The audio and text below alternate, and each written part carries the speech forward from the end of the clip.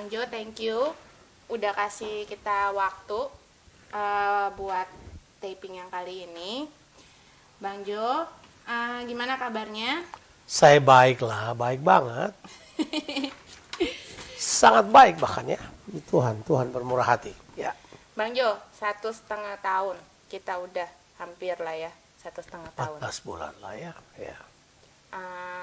Ada di dalam yang namanya pandemi. Semua orang udah belajar atau dapat pelajaran, setidak-tidaknya mengalami riset. Siap. Seperti yang Bang Jo ngomong setahun yang lalu. Ya. Nah, tapi sekarang yang jadi masalah, semakin kesini kok kita anak-anak Tuhan kayak makin bingung ya, Bang Jo.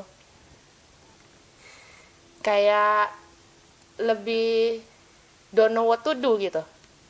Ada nggak sih perasaan kayak gitu? Atau cuman aku doang yang ngerasa ada something kayak cloud yang begitu gitu?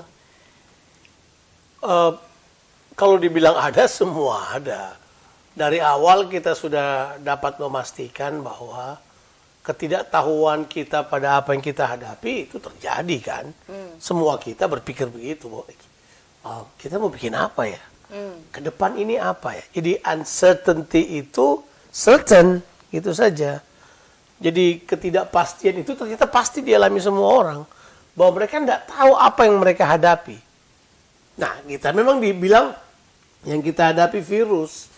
Ya, tapi sebenarnya ada yang lebih daripada itu kan.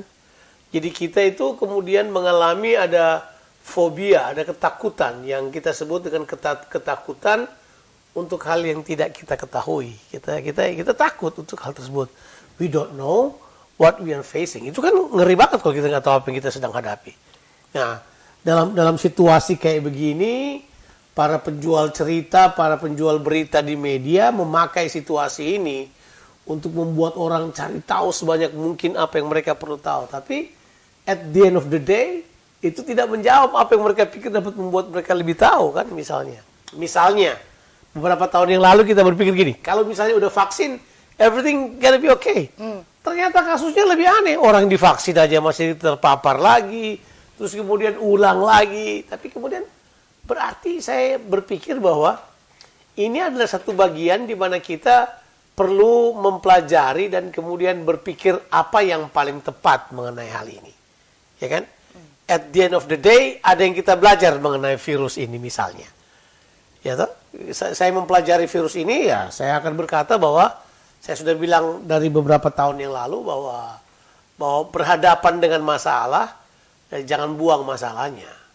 Kita kadangkala harus, kata yang saya pakai, bergaul dengan masalah tersebut dan kemudian menang mengatasinya. Dan kemudian dengan cara demikian kita jadi lebih bijak. Pengertian bergaul di sini bukan berarti kita menolak masalahnya, tapi kita berhadapan dengan masalah terus secara bijak dengan hikmat dari Tuhan. Kita berhadapan terus dengan masalah tersebut sampai kemudian kita, ini dia ini, dapat mengatasi masalah. Masalahnya tetap ada, tapi kita sudah lebih tinggi atau sudah naik lebih tinggi dari masalah yang ada. Jadi masalah tetap ada, tapi kita udah di atasnya.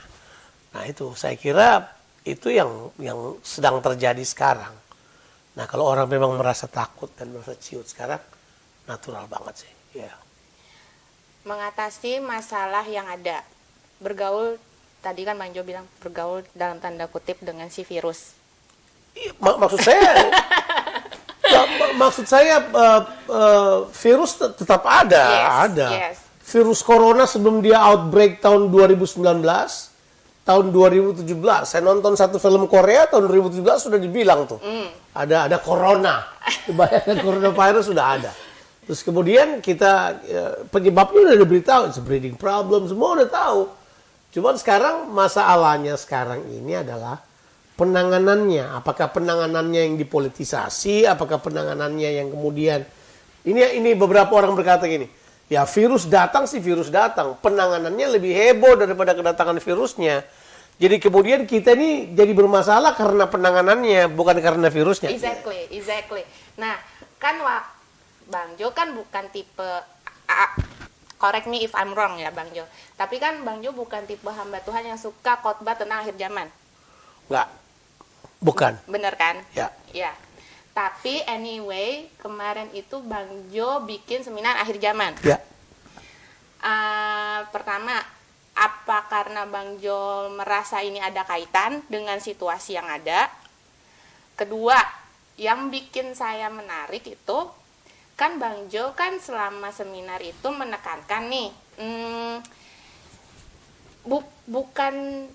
anak-anak Tuhan tuh jangan terlalu lihat situasinya, tanda-tanda akhir zamannya, tapi lebih bagaimana mempersiapkan diri dalam menghadapi itu, gitu kan ya Bang Jo ya? Di sepanjang seminar lebih menekankan ke situ. Tapi waktu terakhir setelah hostnya bilang, ayo Bang Jo tutup kita mau doa, tiba-tiba ada pernyataan dari Bang Jo yang bilang gini, saya bingung kok nggak ada yang nanya tentang vaksin ya. Terus langsung saya waktu Bang Jo ngomong gitu, tuing gitu.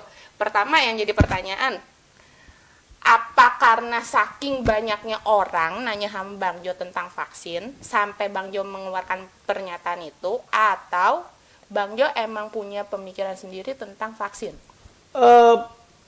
Dua-dua sih sebenarnya.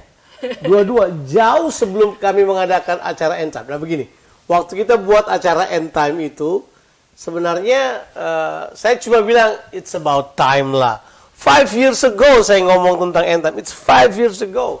Kelamaan, baru sekarang 5 tahun kemudian. 5 tahun dalam laju perubahan sekarang itu udah banyak sekali yang berubah. Dalam 5 tahun ini ada lonjakan-lonjakan yang sama sekali berbeda selama 5 tahun itu. Jadi saya pikir yuk kita adakan lagi seminar akhir zaman untuk paling tidak melihat pemahaman menyeluruh dari paling tidak di networking kita yang oh ini akhir zaman ini. Nah, pas kita buat itu ada pandemi, nggak ada hubungannya sih sebenarnya dengan pandemi. Makanya isunya kita nggak menekankan apapun tentang pandemi. Cuman misalnya saya menyinggung soal di Alkitab dibilang ada kuda hijau, kuda apa yang kemudian membunuh 1/4 penduduk bumi dengan sangat dahsyat karena belum ada. Ini menurut data, nggak tahu akurat data ini atau tidak, bahwa bayangkan orang yang mati dengan masif dalam waktu 1 tahun ini, baru corona, dia mengalahkan apa aja. Ya, atau dia mengalahkan. Pertama-pertama orang bilang, wah sakit paru-paru lebih banyak bunuh orang. Tiba-tiba sekarang udah lewat 1 tahun, ini corona dalam 1 tahun bunuh lebih banyak dari semua penyakit yang ada. Terus kemudian kita mulai bertanya-tanya tentang hal tersebut. Tapi soal vaksin, kan ada terjadi perang pemikiran. Apalagi dengan orang-orang yang ini maksudnya ini. Kita seringkali melihat akhir zaman bukan dalam kacamata nubuatan Alkitab, tapi kita suka melihat akhir zaman berdasarkan kacamata dogmatis kita. Paham ya? Jadi seringkali orang yang buka Alkitab dengan tidak punya dogma di kepala mereka dengan mudah berkata, kita nggak perlu takut gitu. Tapi orang yang sudah punya dogma, misalnya dogma antikristus yang pasang chips di tangan dan di kepala, coba bayangin. Orang bertanya-tanya, apakah ini vaksin sudah merupakan bagian itu? Saya selalu bilang enggak lah. Tapi orang berkata, iya ini pasti iya. Wah, konspirasi teori berjalan, orang lebih percaya hal tersebut. Makanya jangan divaksin. Wah iya. Orang Australia nggak vaksin waktu itu, yang divaksin baru 10% kalau perasaannya waktu saya buat itu. Belum banyak orang yang mau vaksin.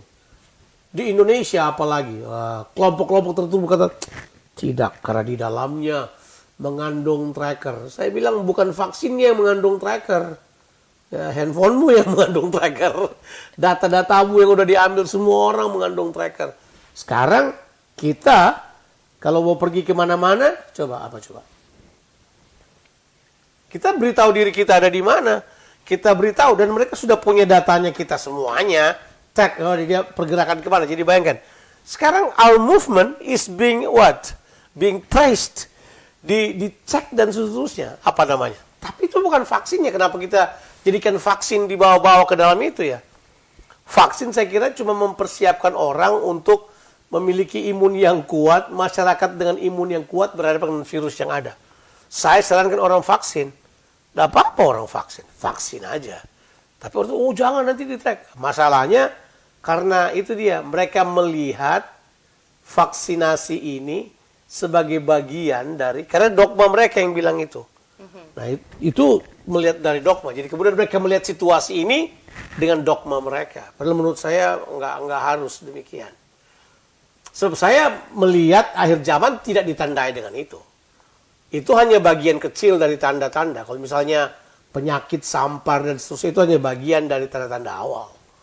Ya. Jadi menurut Bang Jo di dalam Alkitab nggak ada ayat yang menyinggung soal vaksin? Ada nggak? Karena kan gini ya, jujur aja lah waktu pertama kali keluar tentang vaksin, terus dengan segala macam data dan info yang ada gitu kan, even dari sama-sama profesor, yang satu bilang it's good, yang satu bilang it's not, gitu. Maksudnya dari secara medical, dari secara political, semuanya aja dua kubu besar bertentangan. Kita nggak usah ngomong dari gereja lah, kita ngomong in the sense of general public aja. Terus ditambah sebagai anak-anak Tuhan yang tadi Bang Jo bilang dogmatiknya udah ke arah sana, itu kan jadi tambah dong. Jadi tambah dong, maksudnya gini, maksudnya gini, kalau sampai banyak anak-anak Tuhan yang sitting in the fence, ini gue mau gimana nih gitu kan, doa-doa juga nggak dijawab-jawab sama Tuhan misalnya gitu, aku harus vaksin atau enggak gitu kan. Nah sekarang dari sisi Alkitab deh gitu, kita kan harus balik ke Alkitab. Ada nggak sih yang maksudnya melarang atau gimana gitulah, nggak ngerti deh aku gimana caranya Bang. Saya kira kita mesti mendudukkan posisinya kita. Kalau ini terjadi tahun 60-an, tahun 70-an, tahun 90-an bahkan, easy, piece of cake, selesai. Orang divaksin biasa aja. Kita semuanya divaksin kok dari kecil. Semua divaksin, vaksin polio lah, vaksin BCG lah, vaksin apa lagi, macam-macam kan. Vaksin campak lah, kita semua divaksin, correct? Kita semua divaksin. Nah, jadi vaksin itu adalah biasa untuk menghadapi sort of a virus and pandemic. Apakah itu endemi atau pandemik. Misalnya, kita di Indonesia harus diakui, kalau soal penyakit daerah tropis, misalnya malaria, ya jangan bawa orang sakit malaria ke Australia, mereka nggak tahu caranya. Indonesia dong, yang udah biasa, tahu modelnya, beresinnya kayak apa, udah tahu, ya toh? Itu biasa banget, kita vaksin, kerjakan apa-apa. Saya ingat setelah lama di Australia, mau pergi ke Papua aja, saya bilang saya mau ke Papua, suntik dulu loh. Ngapain lo suntik? Suntik. Atau pas ke Papua minum ini nih, dikasih kita kloroquine lah, apa-apalah untuk pergi. Jadi gini, vaksin it won't matter, itu bagian dari pengobatan. Saya pikir Alkitab tidak akan menulisnya sebagai satu masalah yang sangat besar mengenai hal tersebut. Itu sama dengan di Alkitab ada nggak minum susu? Ada di Alkitab ada. Apalagi ya kayak gitu. Prinsipnya adalah pengembangan pengetahuan silahkan, nggak ada masalah. Tapi iman orang percaya di dalam mempertahankan kehidupannya menjelang kedatangan Tuhan Yesus yang kedua kali, itu yang penting. If you're sitting on the fence dan you berharap ada orang yang mau tolong you, nggak ada yang bisa. You have to get out of the fence, come to the center of the will of God. Daripada you on the fence kemudian berharap orang lain akan tolong kamu dengan 2-3 pertanyaan, nggak ada. Kamu berhenti ada di fence, datang ke tengah. Kalau di fence ya, kamu ada di fence. Tahu artinya fence? Right in the edge of two area. Exactly. Jadi ya, exactly. You are in or you are out. Itu fence kan? Jadi kalau kamu saya punya dosen suka berkata, it's really hard to sit on the fence. Apalagi kalau fence sih, ya sakit lah. You cannot, you go into the center. Datang ke pusat kehendak Allah. Jadi, kalau menurut saya secara Alkitabiah, untuk pengobatan dan apapun silakan. Vaksin is what will matter. Nah, sekarang pertanyaannya, Kalau memang ini adalah tanda akhir zaman, so okay. Kok kamu jadi takut? Bagi kamu untuk akhir zaman, responnya kita udah jelas. Mempersiapkan diri dengan kualitas yang Tuhan mau kita hidupi. Jadi, kita mengembangkan kualitas kehidupan. Itu persiapannya kita. Nah, soal tahu apa enggak tahu, terbanyak kita nggak tahu apa yang terjadi di masa depan. Karena kita bukan semua orang yang bisa ramal masa depan. Kita enggak. Nah, jadi kita nggak tahu. Nah, kalau tiba-tiba ada yang datang seolah-olah tahu ini itu karena mereka merasa Tuhan beritahu, silakan beritahu kepada kita. Tetapi semua orang punya apa saya sebut sebagai basic ground yang sama. Groundnya sama. Groundnya ini. Kita beriman pada Tuhan, kita percaya pada Tuhan Yesus, Dia akan datang kali yang kedua, dan untuk kedatangannya kita perlu mempersiapkan diri kita. Pertanyaannya, kapan kita mempersiapkannya? Sekarang kita mulai mempersiapkan diri untuk hal tersebut. Dia mau datang besok, dia mau datang 3 tahun yang akan datang, dia mau datang 100 tahun yang akan datang. It won't matter to us. Buat kita terus mengembangkan kualitas kehidupan. Bahwa dia pasti datang, kan begitu. Logikanya. Jadi menurut saya vaksin nggak ada urusannya. Vaksin aja. Ya kan? Nanti kalau ini lewat, kamu...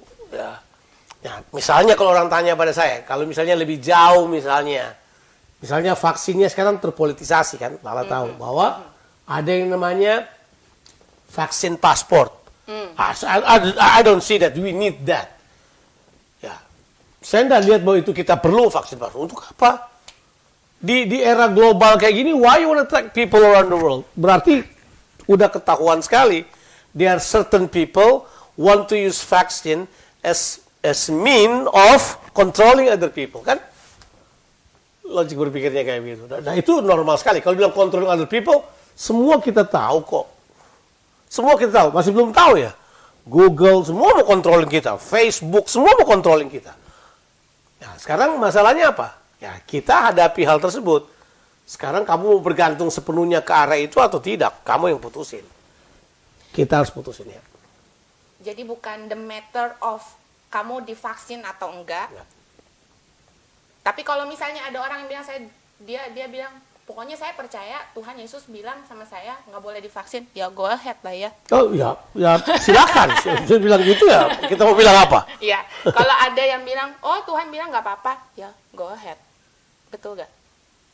Ya, pertanyaannya memang ada ayat yang berkata Tuhan bilang vaksin apa tidak vaksin. Ya kan? Use your brain, sama aja. You boleh makan daging, kan nggak makan daging. Tuhan bilang apa malu? Nggak ada itu urusan. Tuhan bilang, hello, I'm your father, not your mother. Ngapain lu nanya itu? Ya kan? Logiknya, itu logiknya. Ya, tapi kan nggak apa-apa. Ya kalau balik ke firman, di firman nggak tertulis. Kalau balik ke firman, nggak tertulis. Ya, kalau saya berani bilang begitu, mungkin ada yang lebih teliti, lihat-lihat, tapi saya secara naratif ya, as a narrative, no. Ya. Oke. Okay. Tapi kalau secara dogmatis orang cari-cari ayat ini, hubungan sini. Dicocok-cocokin. Ya, pasti bisa. Ya, pasti ada. Ya. Oke. Okay. Nah, Bang Jo, tadi kan aku udah nanya tentang, film. Ya. Ya. Nah, sekarang nih di depan kamera nih aku mau nanya lagi nih tentang film itu. Bang Jo bilang Bang Jo belum nonton, cuman film ini kan lagi populer di kalangan umur-umur remaja. Aku tahu karena Sungsung begitu. Sungsung bilang boleh nggak nonton karena everyone in my school nonton. Ya udah aku bilang ayo nonton lah. Makanya aku nonton karena aku barengin dia. Nah terus udah gitu. My alarm tuh ringing gitu nonton film ini gitu karena di ceritanya di film ini kan ceritanya orang-orang kena virus nih, terus yang kena virus yang punya lagi mengandung anaknya keluar SH hybrid gitu antara manusia dengan binatang.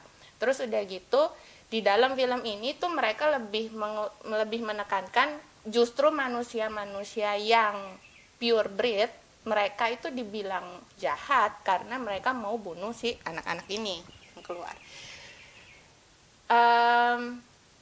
Terus karena aku ada itu, nonton itu, biasalah kan suka muncul pop up gara-gara kita do something ya, Bang Jo ya. Nah salah satunya muncul di My Pop-Up, dibilang tentang video klip di mana mereka percobaan kalau sampai di real life ada hybrid, bagaimana penerimaan dunia, apakah mereka ready untuk menerima, seakan-akan dunia lagi menggiring kita ke arah sana. Menurut Bang Jo, kita mau hubungin ini dengan gini Bang Jo, tentang Alkitab kan bilang nanti nih di zaman akhir akan seperti zaman Nuh. Saya nggak ngerti ini teorinya, nanti mungkin Bang Jo kalau misalnya yang itu Bang Jo bisa jelasin dulu itu sebenarnya ada kaitannya atau enggak. Terus udah gitu zaman Nuh yang kita tahu kan salah satunya adalah terjadi pernikahan, which is akan menghasilkan yang disebut bangsa Nephilim itu. Nah, apakah sebenarnya mereka dari sisi mereka sudah mempersiapkan orang untuk menerima ini jadi usual nanti atau gimana?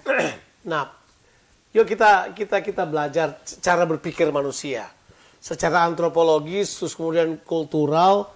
Kita melihat dari folklore yang ada ya. Jadi sebenarnya dunia dari dulu sudah punya banyak pemikiran yang memadukan bahwa manusia dari hewan lah. Oke. Alkitab bantah itu semua. No. Alkitab bilang manusia dijadikan sebagai manusia, 100% manusia sesuai dengan gambar Allah. So itu cancel semua yang lain. Sebab misalnya dalam mitologi Yunani. Misalnya Dewa Pan. Ya. Tahu Dewa Pan ya? Bentuknya kambing ya kalau ya, kepala kambing, badannya manusia kan? Ya, Dewa Pan itu, ya toh? Tahu kan itu? Ya, itu yang pegang seruling. Ya. Dewa Pan itu tahu ya? Itu dari kata itu kata panik, ketakutan, panik.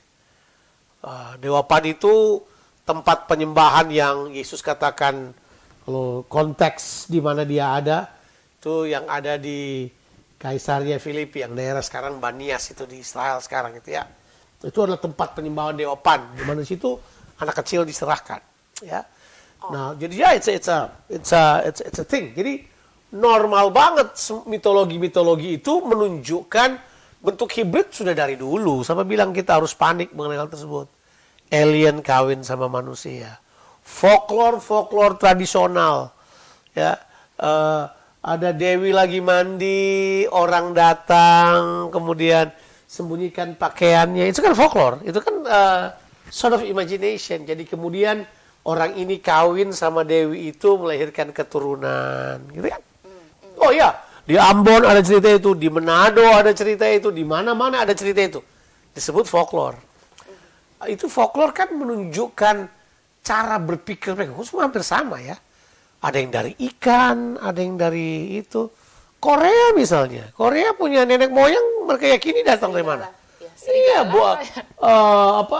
jatuh dari anak dewa turun ke bumi, kawin sama beruang kan?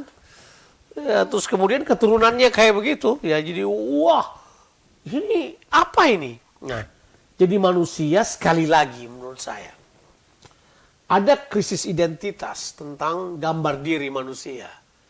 Nah, itu kemudian dipotret dalam movie, dalam apa, sebagai jangan-jangan kita ini. Oke. Itu krisis identitas. Nah, kalau kita lihat dalam keadaan Nuh, misalnya Kejadian pasal 6, di mana muncul kata di mana anak-anak Tuhan kawin sama anak-anak manusia. Kemudian melahirkan keturunan yang namanya Nephilim. Diterjemahkan dalam bahasa Indonesia keturunan raksasa. Beberapa translation mengatakan monster. Orang-orang yang jelas hibrid, perpaduan antara dua hal, anak Tuhan sama anak manusia. Melahirkan keturunan yang monster, yang jahat, komplit, kira-kira kayak begitu. Sampai kemudian Tuhan harus hancurkan bumi ini dengan air bah. Oke. So what is the narrative of the Bible? Apa yang merupakan narasi Alkitab mengenai hal ini? Narasi Alkitab bilang begini, enggak. Tuhan jadikan manusia itu ya manusia dalam gambar Tuhan. Enggak ada hibrid, enggak apa. Yang namanya manusia itu puncak pemberontakan manusia Mereka berusaha berkata bahwa tidak ada jejak Tuhan di dalam kehidupan orang-orang ini. So they try to wipe that off, bahwa Tuhan bukan jadikan mereka. Mereka adalah hasil dari pertemuan ini dan ini, makanya jadi seperti ini.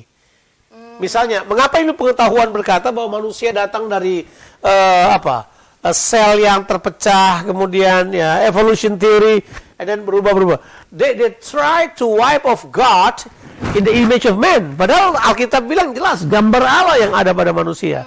Nah, itu yang kemudian berusaha dihapusin. Jadi saya kira kita harus mengerti prinsip ini. Yang diserang adalah the identity of man. Nah, sekarang pertanyaannya, kalau toh itu ada, misalnya kalau toh itu ada, beberapa waktu yang lalu orang sudah mulai berpikir kan, ketika cloning menjadi kenyataan, orang bilang berarti bisa dong, bisa digabung dong.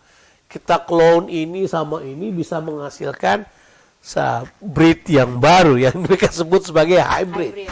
Ya, dan breed yang baru ini bagaimana caranya? Nah, saya berpikir bahwa Alkitab telah menuliskan dengan jelas, this is the purpose, ini semua terjadi. Nah, sekarang pertanyaannya, saya terima nggak kalau ada orang datang seperti itu, ya kan?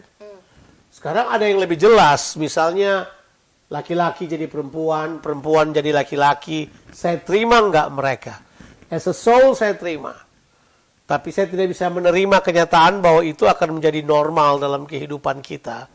Karena sekali lagi, gambar yang Tuhan beri buat kita dalam sebuah bentuk kelahiran, mengandung dan melahirkan. It's so wonderful. How can you do it? Manusia coba untuk ribuan tahun membuat matriks untuk menghasilkan. Tak bisa. Tetap apa yang Tuhan kerjakan secara natural dalam kandungan seorang ibu. Karena pertemuan sel telur dengan sperma. Kemudian menjadi anak dikandung dan seterusnya.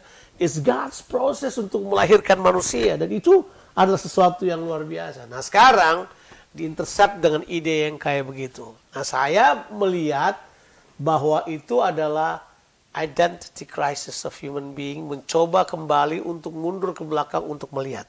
Sekarang pertanyaannya, faktanya adalah, benarkah itu ada?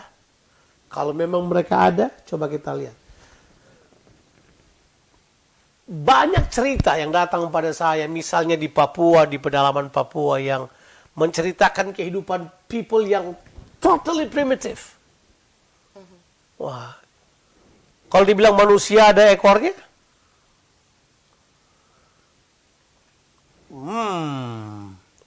Dan kalau mereka cerita tuh kayak udah benar mereka berhadapan langsung.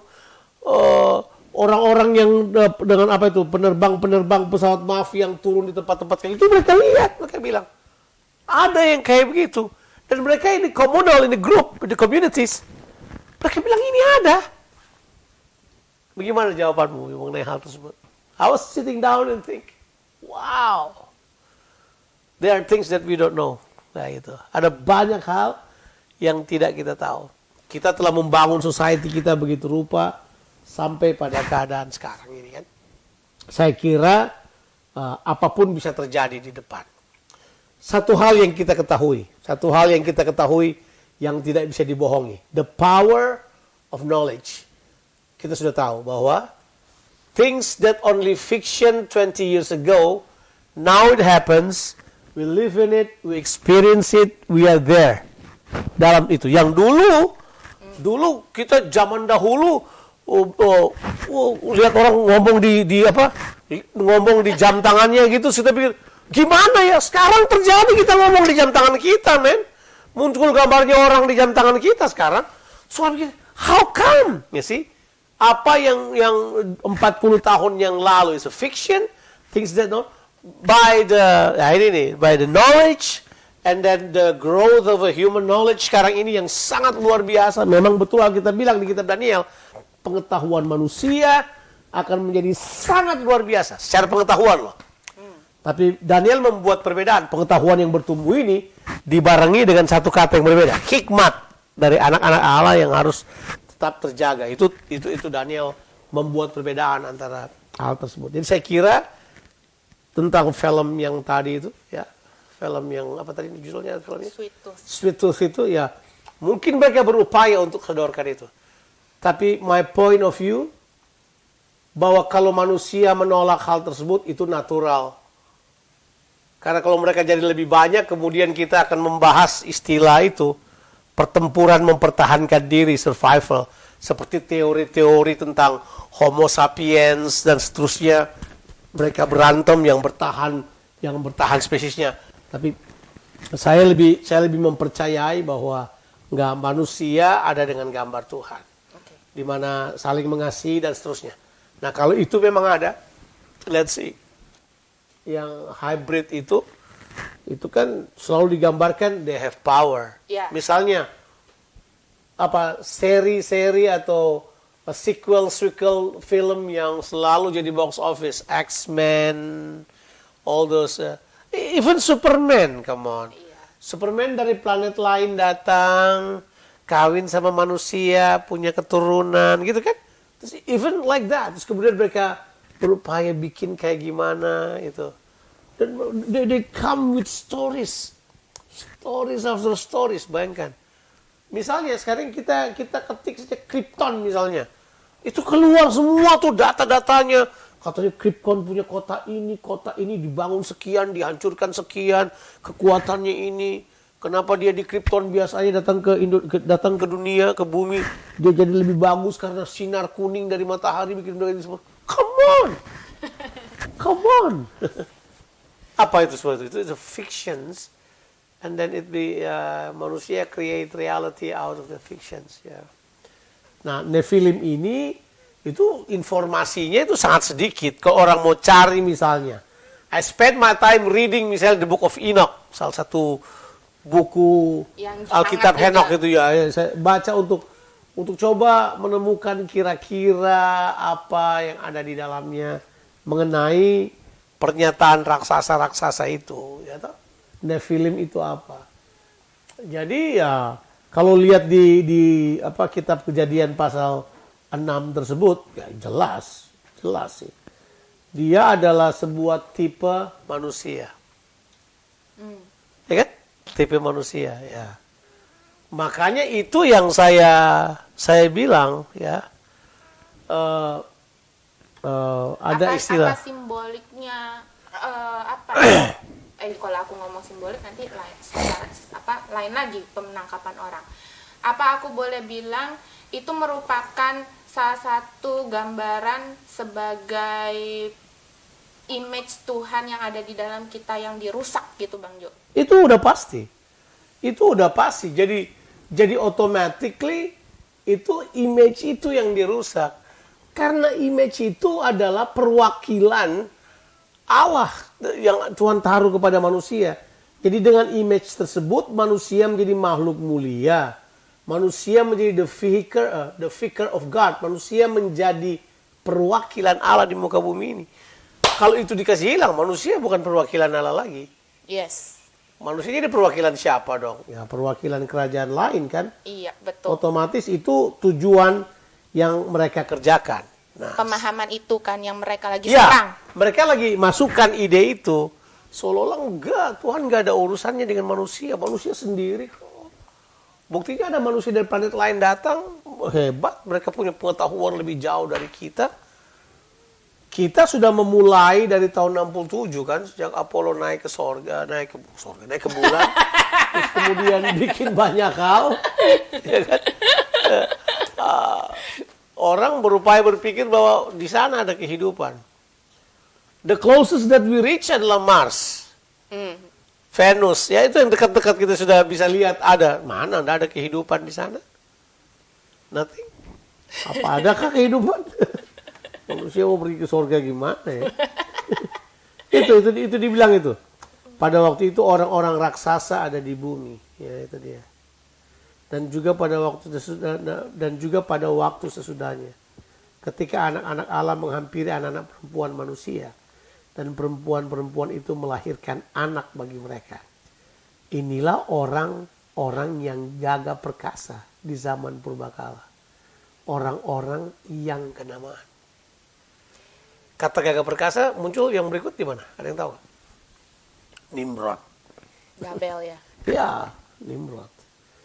Jadi kata gagah perkasa itu adalah sebenarnya memberontak melawan ya. Ketika dilihat Tuhan ya, dan mereka orang-orang kenamaan, orang-orang yang display power ya.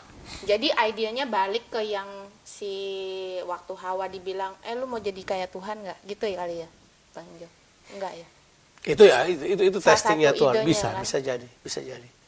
Gambar Tuhan yang coba dirusakkan dalam konteks ini. Oh iya.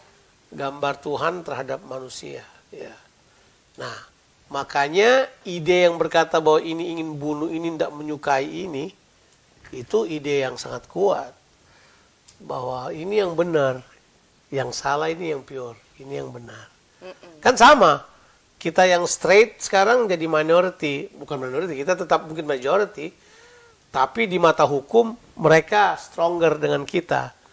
Bahwa yang queer lebih diterima daripada yang straight kan. Kemudian kita jadi bingung. Jadi yang mana yang benar nih? Di mata hukum mereka. Dan seolah-olah itu yang bakal menang. Jadi itu kemudian merupakan pertempuran politik secara tersendiri. Pertempuran hukum secara menyeluruh sih kalau menurut saya. Mereka mau status itu ada dalam diri mereka. Saya lihat sebentar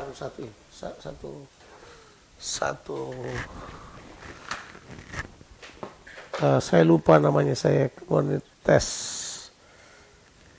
Ada istilah yang dipakai. Ini istilah dipakai. Nah, orang tidak setuju. Teolog masa kini tidak setuju istilah itu. Itu homo ignatium apa ya? Coba saya lihat dulu. Ada istilahnya. Jadi gini ceritanya, ada bangkit sebuah varietas baru manusia. Varietas baru manusia itu mereka jenius tapi bejat. Mereka jenius tapi fasik. Kan itu tuh. Kejadian 6 ayat berapa itu? Ayat 5 dan 6. Ya kan? Mereka cerdas, ternama, pintar. Mesti iya. Gagah perkasa lah. Gagah perkasa. Coba kamu lihat terjemahan yang lain lah. Coba kita lihat terjemahannya dulu untuk lebih jelasnya. Iya, man of renown dibilangnya sih kalau di Amplified. Mighty man who were of old.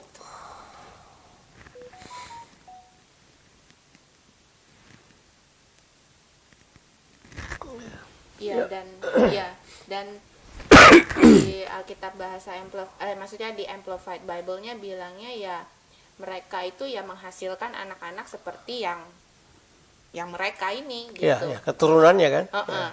Jadi bukan dari Tuhan lagi. Ya. Udah lewat dari situ. Itu istilah yang dipakai itu homo ingenium pater impius, istilah Latin ya. Iya. Iya. Homo ingenium pater impius.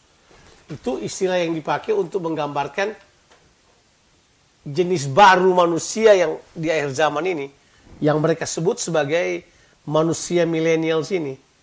Mereka umumnya cerdas tapi fasik. Secara itu mereka superior. Ya, secara pengetahuan dan semuanya mereka superior, tapi tidak ada moral guidance yang kuat dalam diri mereka. Nah, back to what the Bible try to teach us, moral itu datang dari Tuhan kan? Iya. Ditaruh dalam roh manusia untuk membuat perbedaan. Waktu manusia jatuh dalam dosa, rusak tuh moral mereka. Terus di Alkitab juga kalau ini dia Tuhan sendiri yang bilang rohku tidak akan tinggal. Iya. Kan? Jelas. Ya menarik sih. Menarik iya, sangat-sangat menarik. Karena yang kata tadi Bang Jo bilang yang whatever that needs to happen, it's happening. Di masa-masa sekarang. Yang kita pikir even waktu zaman aku masih kecil ya Bang Jo, mereka kan udah teknologi waktu itu aja mereka udah kayak ini akhir zaman nih. Atau yang aku umur berapa tuh udah mulai heboh juga kan yang mereka ketemu ya whatever lah chip yang inilah itu aja mereka udah bilang wah kita udah waktunya nih. Nah kayaknya makin kesini kan Bang Jo bilang tadi 5 tahun yang lalu aja Bang Jo seminar akhir zaman sama yang sekarang aja beda banget kan, karena kita udah mulai ngelihat bener-bener gitu kemajuan teknologinya juga dalam within 5 years saja udah luar biasa banget. Luar biasa banget gitu. Sekarang dulu internet aja lemot banget kan. Sekarang, wih. Saya masih ingat apa yang saya bilang 6-7 tahun yang lalu. Saya bilang waktu itu, ketika satelit yang diluncurkan ke seluruh dunia, yang mengakses seluruh surface di muka bumi ini, nobody escapes. Everyone monitored.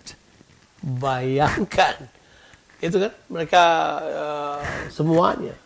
Jadi secara satelit semua udah dipantau. Yang berikut adalah di dalam data semua udah dikuasai. Dan saya kira luar biasa banget. Lewat COVID ini pendataan jadi lebih mudah. Oh, easier. Ini aku barusan mikir Bang Jo. Aku barusan mikir tentang pendataan. Aku dikasih satu apa ngomongnya, advertising tentang vaksin buat di Indonesia sih. Waktu aku baca itu tiba-tiba muncul di otakku pendataan. Cuman kan aku bilang pendataan maksudnya gimana ya, maksudnya apa gitu. Tiba-tiba aku inget waktu Tuhan Yesus mau lahir kan pendataan. Sampai Yusuf dan Maria harus balik ke Bethlehem karena ada sensus. Terus tiba-tiba ya klik aja di hati itu, oh sekarang ini kan pretty much itu yang terjadi ya Bang Jo ya. Student internasional yang ada di sini, lu pulang, yang citizen yang ada di luar, ayo balik gitu. Jadi mereka disuruh pulang ke daerah masing-masing. Apakah itu menuju ke sana? Waktu itu Maria udah hamil gede, Banjo. Iya sih.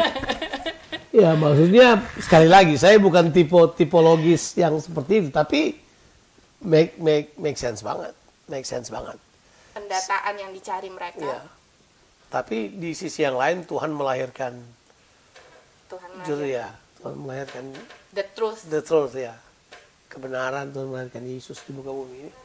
Di tengah-tengah hiruk pikuk. Jadi secara budaya, secara pola pikir, secara kerohanian, wah itu sudah kita sudah sih diserang dari sana sini ya, Bang Jo, in that sense ya. Ya itu moral, ini politik. Nah, ngomong soal politik Bang Jo. It's amazing ya, kita sekarang nggak bisa bilang negara ini atau negara itu ya, udah susah ya. Kira-kira 20 tahun yang lalu negara, sekarang siapa ya? Nobody knows ya. Who holds? Yeah. Exactly.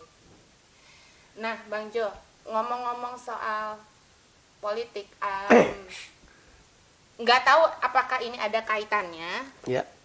Tetapi Prime Minister Israel kan yang baru siapa namanya? Bennett. Ada rumor yang bilang kemungkinan karena yang dulu kan lebih strict dia nggak mau nyampur, dalam artian secara politik dia pokoknya ya Israel gitu. Nah tapi kalau yang ini kan lebih merangkul, ke sisi sebelah sana juga merangkul. Nah ada yang mensinyalir ini akan men-trigger terbangunnya Bait Al-Ketiga. Oh well, according to the preparation, it's been there for ages kan. Artinya secara pribadi setiap kali saya pergi ke Israel, ya, entah berapa kali lah saya ke Israel, tapi setiap kali saya pergi ke Israel in the last 10 to 12 times, selalu saya ambil waktu untuk pergi ke Temple Institute namanya. Okay. Temple Institute itu namanya Temple Institute. So this is like dia bukan institutnya tapi adalah sebuah badan yang mempersiapkan semua ornamen yang penting untuk pendirian bait suci according to the Book of Moses. Jadi mereka betul-betul very strict ya. Very everything, warnanya dapat dari mana. Sampai masih ingat nggak beberapa tahun yang lalu, I don't know if you notice this, ada pengajaran lembu merah namanya Red Heifer itu. Mereka mau bilang menghidupkan bahwa, apa? Sampai cloning sana, cloning sini, remember kata supaya ada red heifer. Padahal kalau sudah ada red heifer berarti Mesias sudah datang itu. Red heifer itu. Jadi kita udah dipersiapkan red heifernya. Ya, the question is, kalau itu terjadi Mesias dari mereka, itu apanya kita ya? That's my point kan. Siapa Mesiasnya mereka itu? Ah, itu yang mereka lagi mempertimbangkan. Ya. Sekali lagi, ya ini sudah dogmatis berarti. Saya berbicara sudah dogmatis. Anyone can be different mengenai hal tersebut, di mana mereka berpikir bahwa ada Mesias yang lain. Kalau menurut saya itu sudah antichrist, sudah ya. Yesus kan Mesiasnya, dia Christnya, dia Kristusnya. Kalau ada yang lain, that's my point. Siapa itu? Ya. Dan memang Alkitab bilang ya, kalau kamu, perhatikan nggak? Coba kita lihat Matius 24. Yesus kan bilang, begini. Waktu berkatanya, Yesus bilang ini, kamu waspada ya, supaya jangan ada yang menipu kamu tentang akhir zaman. Karena memang pelajaran akhir zaman bisa menipu banyak orang. Karena pertama nggak ketahuan dan bagaimana. Tapi yang jelas Yesus suruh peringatkan apa coba? Belum. Lihat aja. Itu the book of Matthew kan. Matius 24. Nah sekali lagi, saya harus mengakui, saya melihatnya sudah sangat dogmatis. Ya, pengertian dogmatis adalah sudah ada worldview di belakang kepala saya yang melihat hal tersebut. Ya, coba kita lihat ayat yang ke-3 kalau nggak salah ya. Oke, kan mereka tanya, katakanlah kepada kami bila mana itu akan terjadi. Dan apakah tanda kedatanganmu dan tanda kesudahan dunia? Tahu jawaban Yesus apa? Waspadalah supaya jangan ada ya orang yang menyesatkan kamu. Kok tiba-tiba pertanyaan itu waspada ya? Kamu waspada ya? Jangan ada yang sesatkan kamu. Kenapa Yesus cut ke arah situ? Ya kan? Mereka nanya kapan kamu datang? Waspada ya? Kamu harus jaga, jangan ada yang menyesatkan kamu. So, ayat yang kelima, ayat yang keempat bilang apa? Ayat yang kelima bilang apa? Sebab banyak orang akan datang dengan memakai namaku. Dan berkata, akulah Mesias. So Yesus langsung bilang, the first thing you have to know, there's gotta be someone who gonna tell himself that he is the Messiah. Okay, dan kamu mesti jaga itu, jangan sampai. Akulah Mesias, dan mereka akan menyesatkan banyak orang. Baru ayat yang ke-6, kamu akan mendengar dulu perang dan kabar tentang perang. You will hear war and the issues of war. Ya ada war-nya, ada issues of war. Ya war-nya udah selesai, isusnya masih jalan. Iya kan, sampai sekarang. So, it's amazing ya. Why is it itu menjadi jawabannya dia? Itu dari Injil Matius. Which is, saya melihatnya sangat penting. Karena Injil Matius potret Yesus sebagai Mesias kan. Waktu dia sodorin ini ya, dia punya alasan mengenai hal tersebut. Jadi kalau aku boleh bilang, know your Messias. It's the answer of this kind of hoax. Yeah. You gotta know you gotta know you Christ ya. Karena yang bakal datang ya Kristus palsu. Itu jelas. Itu jelas. Oke, Bang Jo. Sekarang kita mengarah sebagai anak-anak Tuhan. Yang seperti Bang Jo di seminar akhir zamannya Bang Jo, yang ditekankan itu these things anyway harus terjadi anyway, whatever, karena sudah dinubuatkan. Alkitab sudah bilang ini bakal terjadi, kita akan ke arah sana anyway. Tapi kan isunya bukan itu. Isunya kita anak-anak Tuhan yang bagaimana, are you ready untuk mempersiapkan dirimu, keluarga, untuk menyambut kedatangan Tuhan. Kalau mau kita bilang terserah deh, kata Bang Jo, mau datang besok, 5 tahun lagi, 10 tahun lagi, 100 tahun lagi mungkin. Yang penting kan lu siap, gitu kan. Belakangan ini kan kalau karena aku kan salah satu murid yang dimentorin sama Bang Jo, jadi kan aku tahu nih Bang Jo nih khotbahnya udah 4 minggu tentang perubahan pikiran. Yang terakhir panggilan. Nah, menurut Bang Jo, panggilan kita ini yang kita harus selesaikan kan. Coba Bang Jo kasih tahu gimana ke mereka tentang panggilan ini. Apa sih kita harus cari panggilan kita? Bagaimana kita menyelesaikan panggilan ini? Jelas Alkitab menggunakan kata panggilan sebagai hal yang sangat penting. Nah, kalau baca di Alkitab selalu kata itu dipanggil, dipilih. Dipanggil, dipilih. Dua kata yang sering muncul.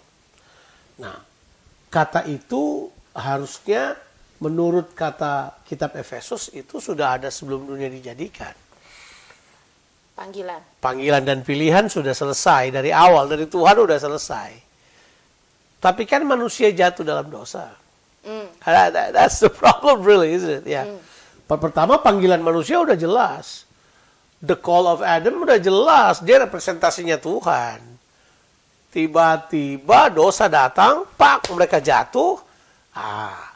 Dia kemudian tidak mencapai panggilan itu. Gagal kan? Nah, Yesus datang, dia mengembalikan kita pada posisi kita yang di awal. Di mana di situ kemudian kita kembali melaksanakan panggilan-panggilan Tuhan dalam kehidupan kita. Makanya saya selalu bilang, panggilan itu, entah itu pribadi, keluarga, komunal, itu berhubungan dengan tujuan Allah dalam diri kita. Ya kan? Jadi panggilan itu berhubungan dengan tujuan. Ambil panggilan saudara, untuk apa kamu hidup ya? Untuk apa kamu ada? Jadi memang panggilan itu berurusan dengan mengapa? Sebab dalam kejatuhan itulah Tuhan memanggil kembali manusia, kembali kepada His purpose. Kalau kita punya bahasa, eternal purpose of God. Itu yang merupakan, yang kita selalu bilang, original intentions of God for creating man. Itu kemudian dia mau kita tangkap itu. Nah, panggilan selalu saya bilang berhubungan dengan tujuan. Tetapi panggilan juga selalu berhubungan dengan generasi, situasional yang ada pada mereka. Misalnya, saya terpanggil untuk kelompok umur sekian. Saya terpanggil pada orang-orang yang punya masalah ini. Zaman dahulu masalah narkoba nggak sebanyak sekarang. Nah, sekarang lebih, orang bisa lihat ke arah situ. Oh, saya terpanggil untuk melihat masalah keluarga misalnya. Zaman dahulu di bangsa kita, keluarga nggak terlalu bermasalah. Keluarga oke-oke aja. Mau dia Christian or non-Christian, keluarga kayaknya punya standar moral yang asik.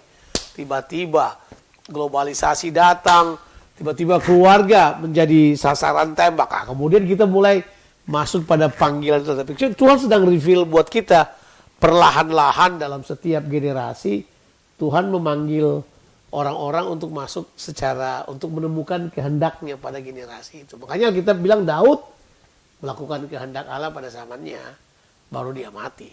Jadi memang panggilan itu berurusan dengan tujuan Allah pada kita di generasi kita. Itu jelas.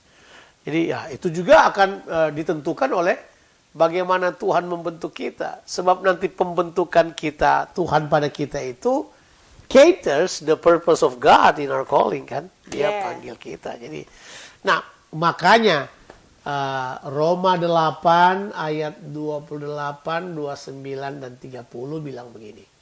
Kita tahu sekarang bahwa Allah turut bekerja bersama di dalam segala sesuatu untuk mendatangkan kebaikan bagi orang-orang yang Percaya. Ya, yang terpanggil sesuai. Ayat yang 29 bilang sebab. Nah, itu. Sebab itu jelas. Sebab apa? Sebab apa dia bilang itu? Coba lihat. Ayat 29. Kata kuncinya di ayat 29, Roma 8 ayat 29 justru. Coba baca. Roma 8 ayat 29. Kita cuma tahu 28 sih. Sebab semua orang yang dipilihnya semua orang yang dipilih. Nah, makanya itu yang saya bilang, pilihan udah terjadi dari semula. Semula ini maksudnya di sini semula dari dunia belum jadi. Waktu Tuhan jadikan manusia. Oh wow, oke. Loh iya dong. Pilihan sudah terjadi dari semula. Sudah. Di dalam Adam sudah terpilih. Waktu dia jadikan Adam, manusia sudah terpilih dari awal. Oh, wow. Itu yang dia bilang. Nah makanya, kita tidak berjuang untuk dipilih. Kita sudah terpilih. Yang kita perlu kerjakan sekarang adalah berespon pada panggilan Allah. Karena kita jatuh dalam dosa. Kan begitu. Nah, coba dilihat, coba baca. Okay. Mereka juga ditentukannya dari semula untuk menjadi serupa dengan gambaran anaknya. Serupaan berarti terus? Supaya ia, anaknya itu, menjadi yang sulung di antara banyak saudara. Siap. Coba ayat 30 bilang apa? Dan mereka yang ditentukannya dari semula, mereka juga dipanggil. Dipanggil. Jadi gini, ini ceritanya ini. Ini kan jadi perdebatan teologi. Makanya saya bilang, misalnya, adakah orang dipilih untuk dibinasakan? Jawabannya enggak ada. Enggak ada. Oke. Enggak ada. Saya yakin tidak ada. Karena Tuhan tidak memilih Adam untuk dibinasakan. Oke. Loh, dia dijadikan, dipilih dalam waktu dijadikan. Dia dipilih. Jadi proses kejadiannya Adam udah dipilih. Makanya dibilang kita semua dipilih sebelum dia dijadikan. Makanya saya bilang, pilihan Tuhan buat kita, atau pilihan karena tujuan Tuhan buat kita adalah supaya kita menjadi serupa dengan Kristus. Kebinasaan itu adalah pilihan kita sendiri untuk pergi ke kebinasaan. Sebab Tuhan tidak pilih ada satu manusia untuk binasa. Tidak ada. Tuhan tidak pilih itu. Karena di ayat yang lain juga Tuhan bilang, aku mau supaya semua orang diselamatkan. Ya jelas, tidak ada orang yang dipilih untuk binasa. Ya, terus kemudian ada yang mengambil 2-3 ayat di Alkitab, itu sudah ditetapkan. Ya kita mesti mengerti itu antara sesi, tapi maksud saya ada panjang lagi itu. Ya, the point ini yang saya mau bilang, bahwa pilihan itu menentukan sekali. Kita harus hidup sebagai orang pilihan Allah. Nah, orang yang dipilih oleh Allah itu kan berarti orang yang memilih Allah. Waktu Tuhan memanggil kita, kita pilih Tuhan. Kita pilih panggilannya Tuhan.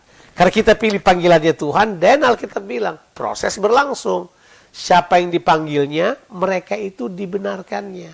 Siapa yang dibenarkannya, mereka juga dimuliakan. Ya kan, ayat 29 bilang gitu, ayat 30. Ya? Ya. Dan mereka yang dipanggilnya, mereka juga dibenarkannya. Dan mereka yang dibenarkannya, mereka juga dimuliakan. Ya, itu dia. Jadi at the end adalah dimuliakan. Nah, dimuliakan itu apa maksudnya? Kita kembali pada posisi sebagai representative of God dan memerintah bersama dengan Dia dalam keserupaan dengan Tuhan. Artinya itu mewakili banget sih, mewakili tujuan Tuhan buat kita. Sebab masalahnya begini, ada yang Petrus ketahui tentang panggilan ya. Kalau kamu tidak tahu panggilanmu, kamu bakal menjadi buta dan picik. Kamu kan terlempar ke belakang. Kalau kamu tidak tahu panggilanmu, kamu gampang digoyahkan. Kata yang Petrus pakai, kamu gampang tersandung. Ya kan? Makanya ayat yang kita pakai di kitab 2 Petrus pasal 1 ayat 10. Ya itu kan jelas. Itu diberitahukan buat kita.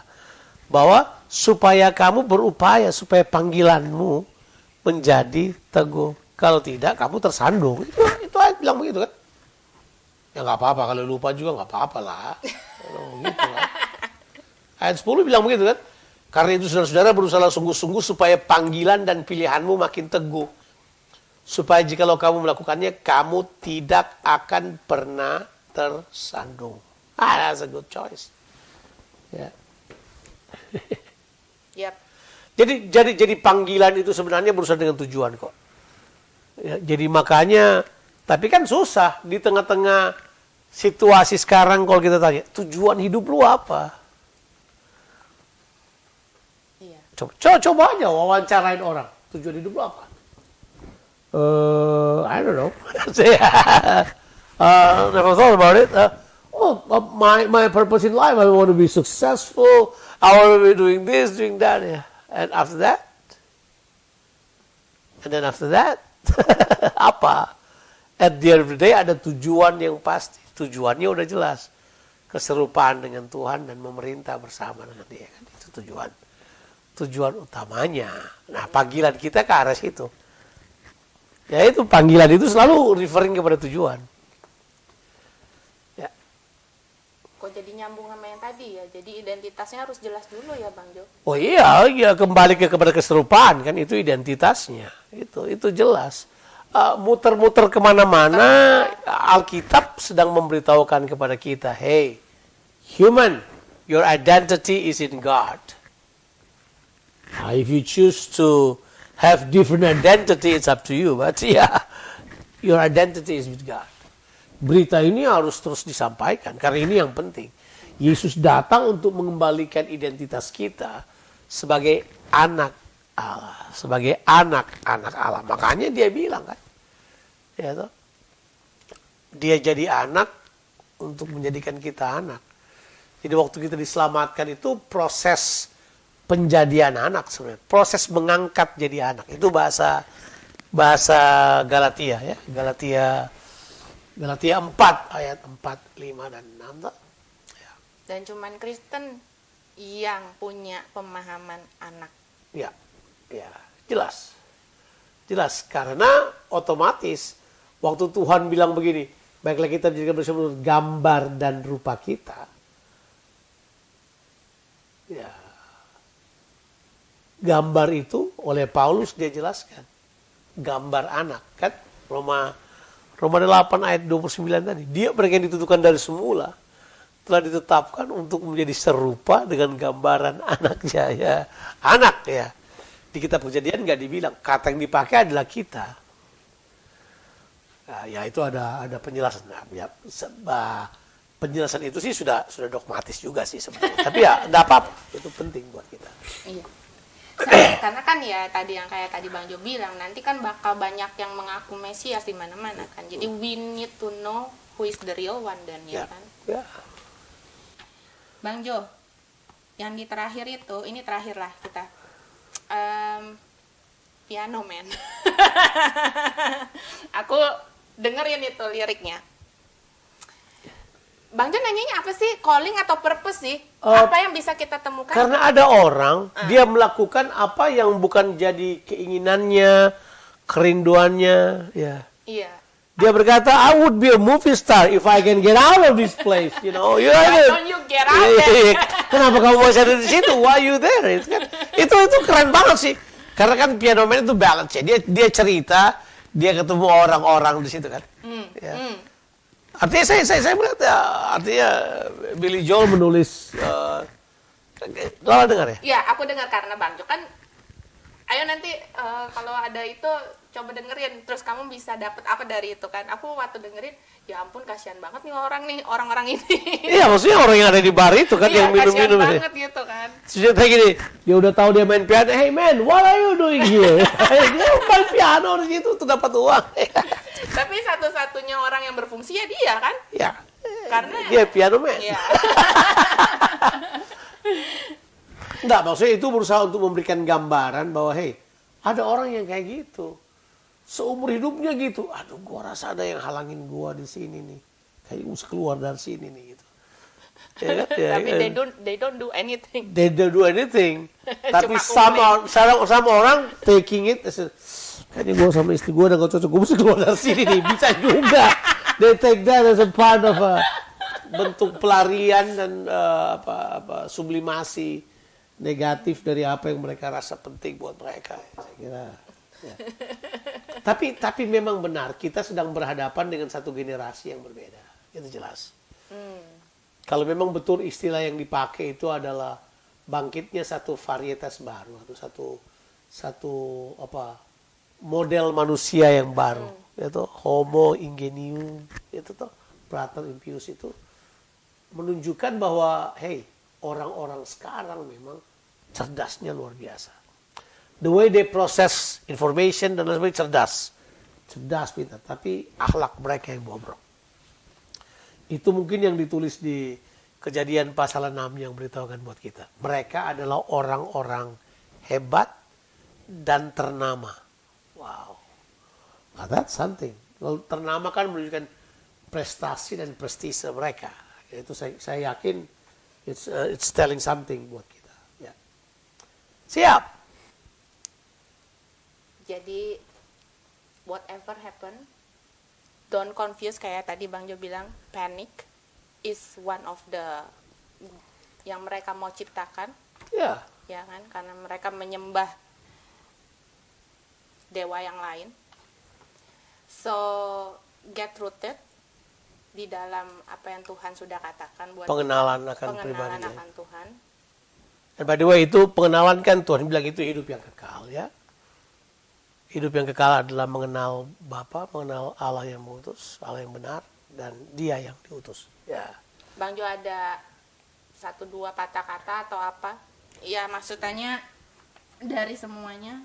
Sudah banyak patah kata yang disampaikan. Jadi saya kira, no, it's a good time talking the real thing, you know. Kita tidak perlu panik, tidak perlu bimbang. Kepanikan adalah yang kita hadapi kita nggak tahu. Tapi disitulah kehebatan iman, ya. Iman mendorong kita untuk begini. Kita memang nggak tahu, tapi kita punya kepercayaan loh, bahwa sekalipun kita nggak tahu, Tuhan akan bawa kita lewati itu semuanya. Itu yang luar biasa. Kalau kita tidak punya keyakinan ini, kita tenggelam dalam stres yang berat, kematian, macam-macam. Ya kan kita sudah tahu bahwa sekarang yang bikin mati orang lewat ketakutan mereka, bukan apanya. Secara pribadi sih, saya melihat virus dan penyakit akan tetap ada. By all means, orang bisa memakai itu untuk membawa ketakutan dalam dunia ini sehingga orang mencari tempat berlindung. Untuk sementara orang mau berlindung pada apa? Pada sebuah sistem yang mereka bisa kuat. Alkitab beritahu buat kita nggak ada. Semua bakal tergoncangkan. Yang tidak tergoncangkan adalah kerajaan Allah, pemerintahan Allah. Jadi kita menerima kerajaan itu, ya bersyukur, beribadah dengan benar. Seperti yang Tuhan kehendaki. Siap. Ya, jadi melakukan aja ya Siap. Panggilanmu itu. Ya, Asik. betul. Asik. Hidupi Hidupi itu. panggilanmu itu ya. Mantap. Oke, thank you Bang Jo. Siap, terima kasih. It's very good session though. Ya, Thank you. thank you. Thank you, La. Iya Bang Jo. Mari kita doa yuk. Yuk kita doa. Tuhan, kami bersyukur. Kami berterima kasih untuk pembicaraan.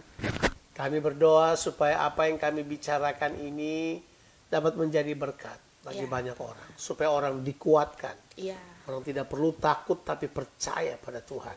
Pada saat kita takut kita percaya pada Tuhan. Karena Tuhanlah yang memegang hari depan kita. Ketidakpastian yang pasti ini akan dapat kita lewati karena kita punya kepastian iman di dalam Tuhan. Bahwa Tuhan yang memegang hari esok kita. Terima kasih banyak Bapak di sorga. Berdoa supaya channel Lala Talks ini terus menjadi berkat bagi banyak orang. Kami bersyukur kepadamu dalam nama Yesus. Amin.